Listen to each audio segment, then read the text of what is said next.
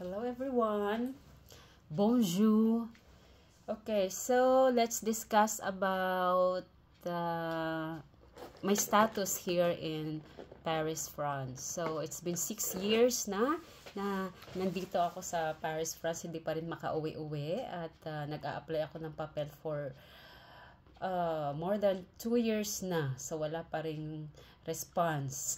So ngayon, since 6 years na tayo, ano kaya ang mga kaibahan or mga kaganapan sa buhay ng isang Inday dito sa Paris, France?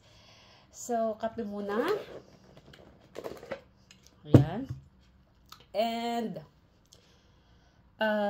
ngayon, I think it's my ngayong 2025, ito yung first ko na video regarding sa work ko, or regarding sa we can discuss also about the sahod, kasi may isa akong follower na tinatanong ako since last year pa kung magkano ba talaga ang sahod namin dito sa Paris, France. So, hindi pare-pareho yung mga sahod ng mga OFW dito kasi magdedepende siya sa preference mo. So, kung gusto mo ba ng full-time or part-time. So, iba-iba din ang mga offer ng mga employers dito.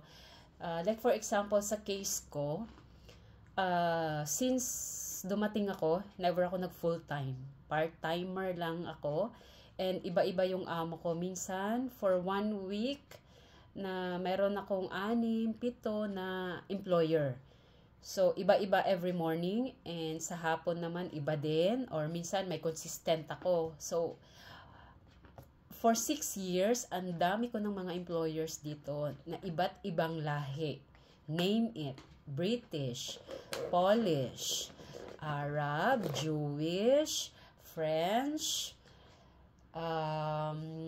at marami pang iba, mga African, meron din. So, iba-iba na, at ang dami ko na rin experience sa mga kabataan, iba't ibang personality ng bata. And ang pinakamaliit na ano ko is 5 days old na baby. Yun yung experience ko. Meron akong ang liit ng baby, and nakakatakot, very fragile siya, pero yun, nakasurvive naman ako. 5 days pa lang ang baby. And so far, yung eldest, I think ako up to 12 years old, 11, 12 years old dito. So, ayun, ang dami na rin. I think a dozen of kids na na-experience ko. So, at iba't ibang amo na rin. Kasi hindi consistent yung mga amo dito. Like, for example, meron akong amo, British. So, 2 yung anak niya. Ngayon, malaki na. Lumipat na sila ng England. So, nandoon na sila. So, meron pa rin akong mga ibang mga amo na nandito. And then, sometimes, after a year, after 2 years, nag-change din sila ng routine ng bata. Ilalagay nila sa school, mahaba na yung number of hours sa school, so mag-change na rin yung status mo sa workplace mo.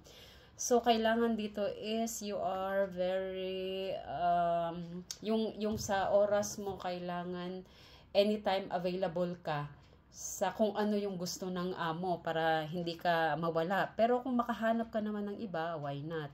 Kasi marami namang mga employer dito na naghahanap ng mga helper, mga nanny, mga katulong. So, ayun, lahat pasukan natin yan. Kasi tumatanggap naman sila kahit wala kaming mga papel dito actually. Pero yun nga, be careful talaga kasi once na timingan ka ng mga pulis, so, and then tanong kung may papel ka ba, may documents ka ba, and wala kang maipakita, so delikado din siya. It's either mapauwi ka or makulong ka. So far naman, thank you Lord for 6 years, never pa naman siya nangyari sa akin. Although marami sa mga kaibigan ko ang nadakip na sila, naikulong sila, and I've heard yung iba parang may napauwi din. So, careful na lang tayo. Swerte-swerte na lang talaga.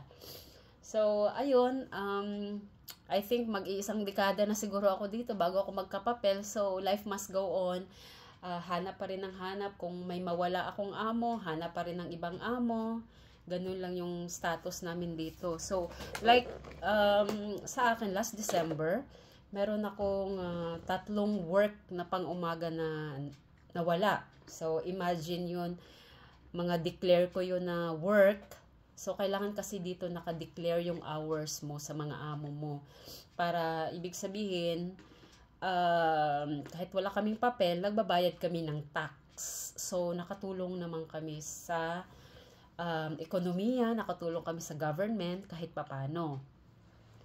So, like, sa case ko na 3 ang nawala, medyo ouch sa akin yon kasi ano ko yun nag-a-apply ako ng papel. So, hopefully sana consistent yung mga declare ko na hours sa mga amo. And so, ang nangyari, yung isa, kasi matanda na siya, 98 years old na siya, so namatay na siya. Yung isa naman, nag-relocate siya, pumunta na ng US. Yung isa naman, naiwala ko yung susi niya.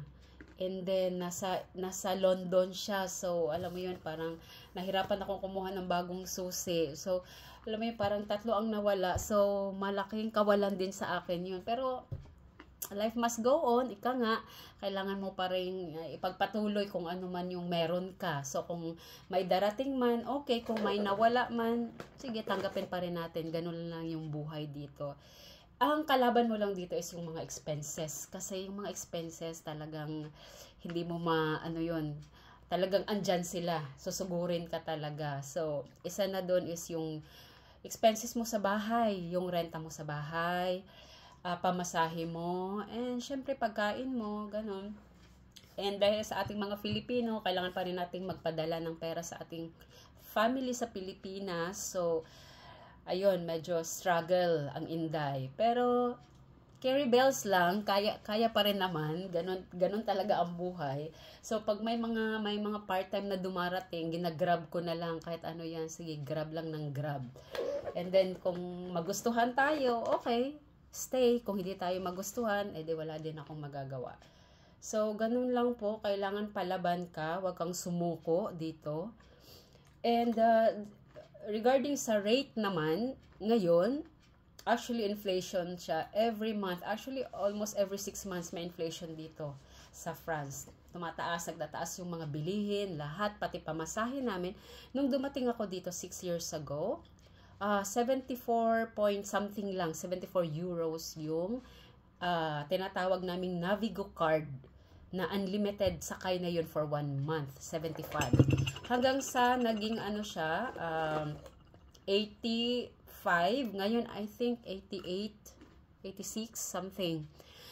So, ganun na, tumaas na. Yung mga bilihin pa. So, maraming nagsipagtaasan. Pero yung mga sahod, hindi nagsipagtaasan. Ganun pa rin, consistent pa rin.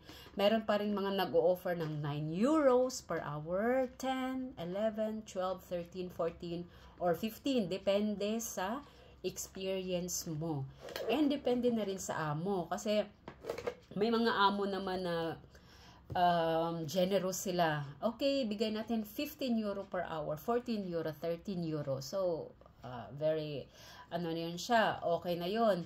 Pero yung iba, may magbibigay pa ng 10 euro. Kaya, hindi consistent yung sahod namin, especially sa akin na part-time. Kasi minsan may amo ako ngayon, minsan wala, may mga on-call ako, so depende na lang. Pero kahit papano, siguro naman, umaabot pa rin, kahit papano, umaabot ka pa rin dito ng mga, let's say, average sa part-time is umaabot ka ng mga 100,000 pesos. So, ikakaltas mo yung bahay mo, 30K. Yung mga bahay dito, 30K. Ikaltas mo, pamasahe mo, pagkain mo. So, I think, ang magiging net mo na lang dyan, mga 30K. 30K or 40K, I don't know, depende pa rin yun sa mga expenses mo or depende pa rin yun sa mga gastusin mo. Minsan naman, wala na, kahit 10K, wala. So, may mga ganon. Pero, continuous lang tayo sa buhay kasi ganon talaga. Minsan meron, minsan wala. Ang importante may trabaho ka at healthy ka pa rin kahit papado. So, kahit na medyo na-haggard na tayo sa buhay, pero go lang ng go ang Inday. So, ganun lang. Laban lang ng laban. So, ganun. Yung iba naman dito, umaabot sila ng mga 200,000 or 150,000. Kasi, from morning, 8 o'clock pa lang, 7:30 pa lang, nagsimula na yung mga work nila. Hanggang gabi na yan. Umaabot sila ng 10, 11. May mga babysit pa sila. So, umaabot talaga. Depende talaga sa kakayanan mo. Kung kaya mo, why not? Umaga hanggang gabi. Pero sa akin, I prefer na at least makapagtrabaho ako ng 8 hours, 7 hours a day. It's fine. Okay na yun sa akin. Kung may mga pa-babysit man, extra na lang din yun. So, ayun siya. So, hanggang dun lang yung mga kaya ko. Dati, unlimited din ako. Kahit Sabado, Linggo, pinapasukan ko yan. Minsan doon pa ako matutulog sa amo ko. Para malaki din. Kasi per hour ang bayad. Hindi katulad sa atin per month or every 15 days. Like that ang bayaran. Dito per hour. So, depende siya. Ang dami nang nabago for 6 years sa buhay ko. Ang dami ko ng amo na na-experience na iba't ibang personality ng mga kabataan, mga ganyan. May mga amo na medyo stress ka, yan. Mga ganyan, medyo iiwan-iwan mo din yan para hindi ka masyadong ma-stress sa buhay. Magbawas ka ng stress. Kung feeling mo naman, ay parang okay naman tong amo na to, okay, stay with that employer. So, ganun lang. So, kayo kung nagbabala kayong pumunta dito, iba't ibang mga experience ng mga Pilipino dito. So, kayo na ang bahala kung makahanap kayo, go. Wag kayong gumive up agad.